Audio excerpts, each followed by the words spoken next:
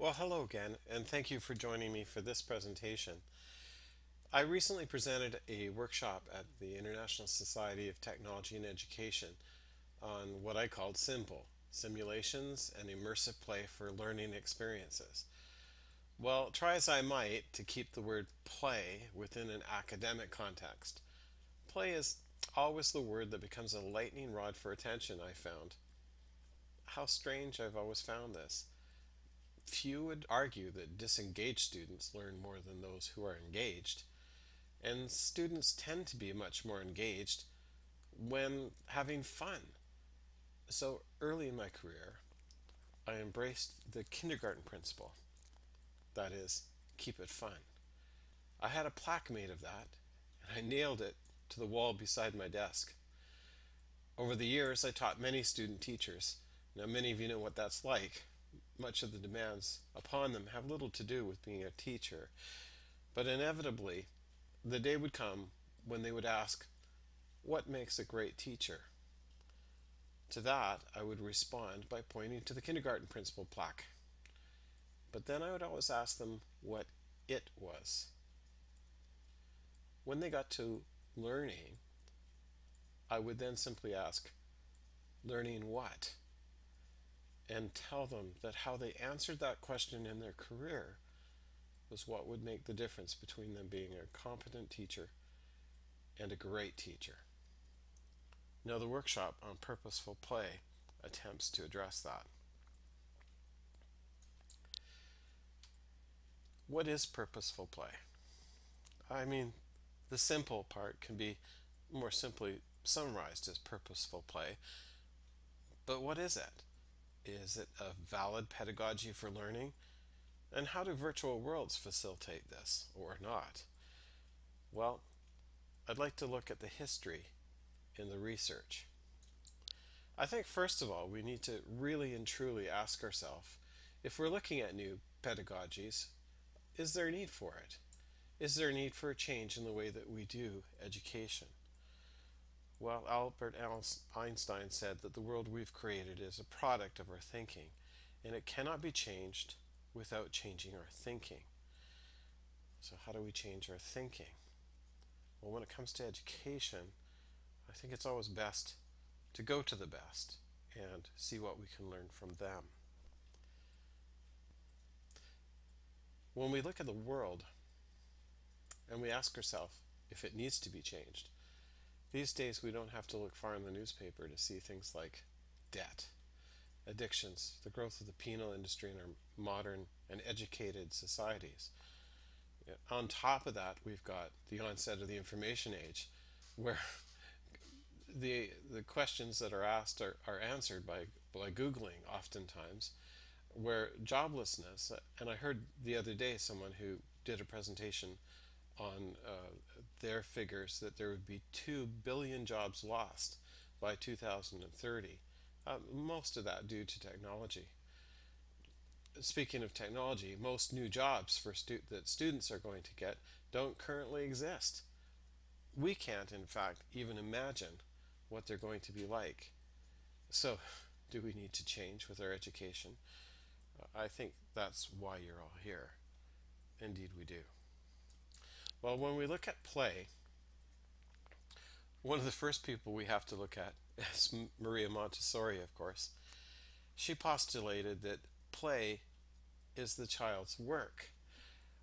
Well, that fit very, very nicely with some of the things I found with, if any of you are familiar with LXR, it was a computerized program, just basically a data bank where kids would be able to do assignments over and over. I found it great for things like the facts that kids needed to know about geography or history or even French. And so, for instance, kids would go into the computer lab and begin going down this basically multiple choice worksheet. The first time they go through it, they'd get halfway through and the hands would be going up and they'd be saying, "Mr. Holland, we don't know any of this stuff." And I'd say, "That's fine, just go ahead and continue doing your best." And at the end, they would end up getting a very poor mark. But I'd say, "That's okay, you can do it again," which rather surprised them because they weren't used to that. And when they did it again, they go from maybe getting 30% to 50%. And they'd ask me if they could do it again. And I'd say, sure, why not? And so they get 78%. Anyway, to make a long story short, before they left, there were kids who had never gotten over 70%, getting 100% on their LXR tests, and taking their sheets of paper that they proudly were given, racing off down the hall to show them to teachers who had never exactly instilled a lot of confidence in those kids. So, Montessori saying that play is the child's work, I can really relate to that. Now, there's also things like GeoSafari, if any of you are familiar with that. A similar kind of modular game that you could play in your have in your classroom, and I'd have students who would play on the game after school for hours just to get their scores better and better and better. And again, kids who were writing content parts of their tests were getting 100%. And who can forget Oregon Trails? Now, I guess the problem would be, was the goal learning or was it fun? Oftentimes, unfortunately, or something like Oregon Trails would be used not so much for learning content, but for keeping the kids busy, I'm afraid. And it would, when it turned into fun, it was more about killing deer than than learning. I know in our district, Oregon Trails was banned by the technology department because of the broken keys. The kids would simply get to the place where the goal was to kill deer, and that's what they would do for the next hour. So again, one needs to be very, very careful about what they're doing. Montessori, in fact, went on to explain what that work was. She said that there were two basic elements. First, children and developing adults engage in psychological self-construction by means of interaction with their environment. Code word for play.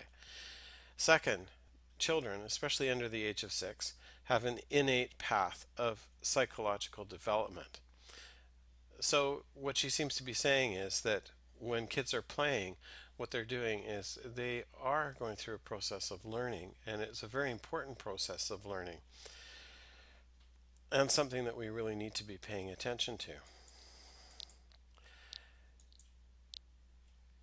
She also went on to say that children, young children that is, were simply not human.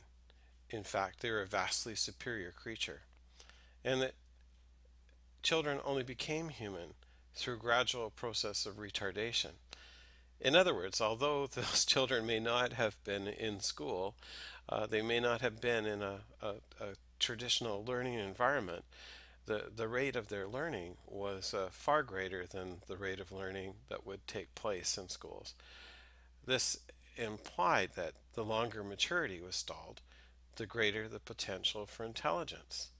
And of course, when we look at some of the great thinkers of history, we know that they weren't all that successful as students. They were seen as immature and all the rest of that. We probably, each of us could speak to that kind of situation, whether for ourselves or for other children that we've known. But there also needs to be some alarm bells, perhaps. And I know that there is research that is making its way out there that's talking about full-day kindergarten and the fact that having kids placed in a really structured situation, where I might add there is plenty of play, but it's a structured play that comes from an adult environment as opposed to the child's own child meeting their own needs through play. And it's not to say that kindergarten can't be good for kids, but I think the way that kindergarten is done needs to really, really closely be looked at. Vygotsky is becoming very, very popular again, perhaps more popular now than he ever was. And he took it a few steps further. He said the work in his work that has become the foundation of much research and theory in cognitive development, that children will use play as a means to grow socially. And in play they encounter others and learn to interact using language and role play. Ah, well, that becomes very interesting to me. Perhaps one of the most interesting periods of teaching for me was during a period of 1 or 2 years where um, SpongeBob was very popular on TV. If you're not familiar with the cartoon series, he had a pet that was a sea snail called Gary. And Gary was quite intelligent, and you see him on the screen there. Um, but he also didn't talk out loud. Um, Gary could, SpongeBob that is, could understand Gary, but few others could. Um, for some reason, Gary became very, very popular with the kids, and so I got a fairly large stuffed animal of that looked like Gary. It was in fact Gary, and I brought him into the classroom and announced one day that we had a new student, and the kids were all very curious about who the new student would be, and I introduced Gary, and the kids fell in love with him immediately, and he became a welcome member to our classroom. From that time forward, it was very interesting the development that took place. For instance, in spelling bees that we'd have, if there was a student who hadn't had much success in spelling bees, then because Gary wasn't so good at speaking aloud, what I'd have them do is I would have them team up together. And of course, the student would tell Gary what the answer was, and Gary would then tell me. And of course, Gary would always have the right answer. And no one complained at all when Gary and his partner won the spelling bee. It was just wonderful. The kids just loved it. When a student would need academic help after school, instead of identifying to them that they had a need, what I would say is that Gary had a need, and I would ask the student to stay after school to help me tutor Gary.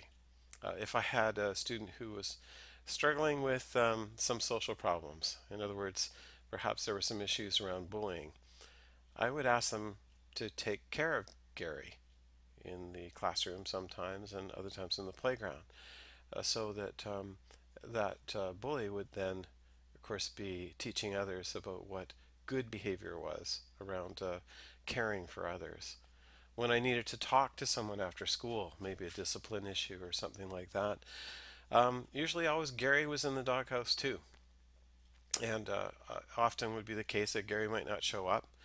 And I'd ask the kids if anybody knew where Gary was.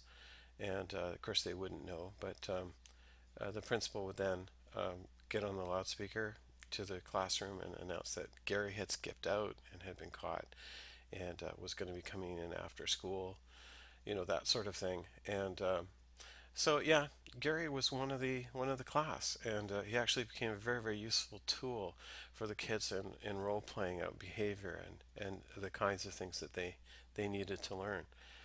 Interesting experiment, and the whole idea of role play, and the kids loved it, and I was rather surprised at just how much they embraced it. Then we have Broner, another educational theorist, and Broner said in 1972 that one of the main functions of child's play was to rehearse actions to various real-life scenarios in a safe, risk-free environment so that when confronted with a difficult situation, it would not be so stressful. Now, I would like to paint for you a picture of a situation, the harshest possible environment that you could ever imagine. If any of us that are listening to this right now were to be placed in this particular environment, we probably wouldn't last more than a few hours before we would die. Into this environment, we have families that need to survive from generation to generation. And one would think that there would be a lot of training that would go on with the children in order to make them survivors. This, in fact, was not the case. When we look at the Inuit family, what would happen when the young boy wanted to go out with the father on the hunt, the father would always say no. And when the boy asked why, the father would say, well, because you already have a job. Your job is to stay home and play.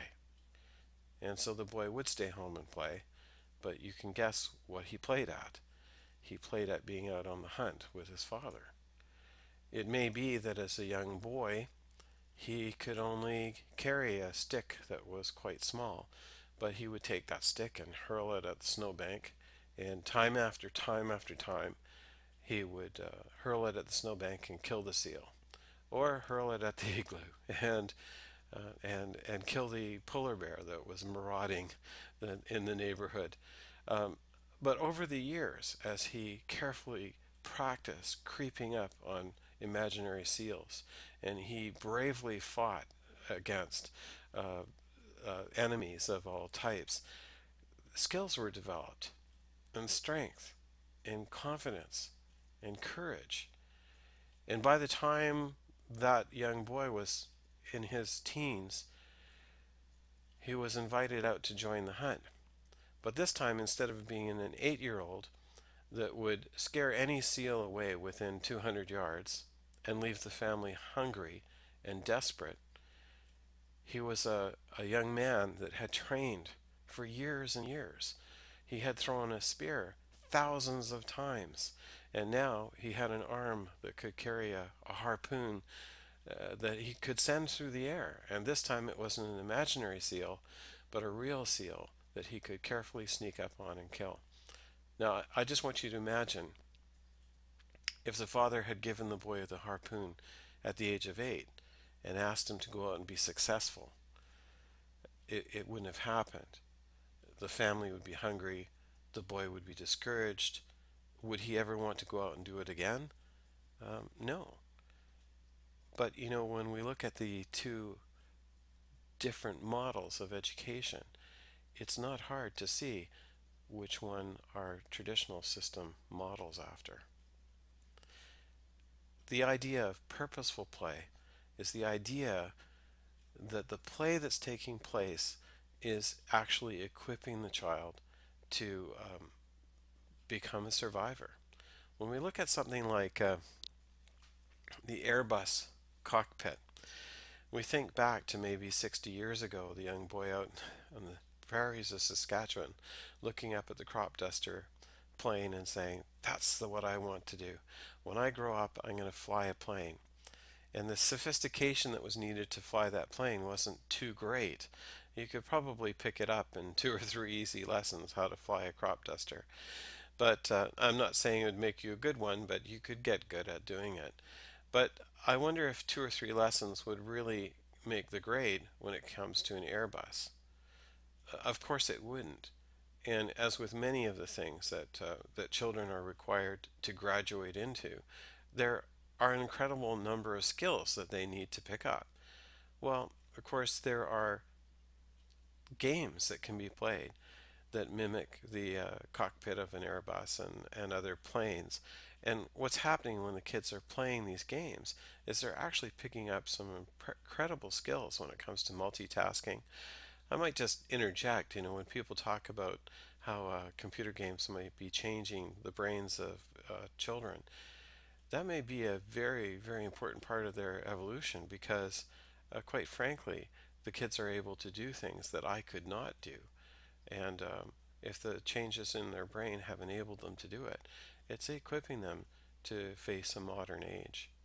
When we look at another kind of simulator, you could have a child learn for many years in a simulated jet pilot seat about how to fly a fighter plane, but actually getting in one and feeling the G-force and feeling it rocking and bucking and all the rest of that, it may just be that they learn that that's not really the thing for them to do. Again, it's play, but I think that kids need to go through a good many different experiences before they're going to come up with something that they really want to do. It's no wonder we've got so many young men and women that are 27, 28, and even their early 30s, and they still haven't left home because they haven't discovered themselves yet and what they're going to do. Perhaps they could do that a bit more through play rather than taking 2 or 3 years of a university course before they find out that it's not for them. There's been quite a rash of openings of simulation centers across Canada for brain surgery. The idea being that doctors would get the opportunity to try out new techniques um, virtually rather than on a patient, and they become practiced and skilled at those techniques and at brain surgery before someone like myself is put under the knife. I'm all for that. I quite like that. And, within the education community, unfortunately, there's been a lot of adoption of programs that have been developed by the entertainment community when it comes to simulation. There's very few really good simulations out there that really serve educational purposes, but that's something that we're going to look at tomorrow. And so I would just love to hear from the rest of you too about simulations that you've used in your practice that have been worthwhile for your students. Thank you so much for your kind attention. I look forward to getting your feedback and to finding out what you have to say about the subject so far. Tomorrow we'll be looking at simulations.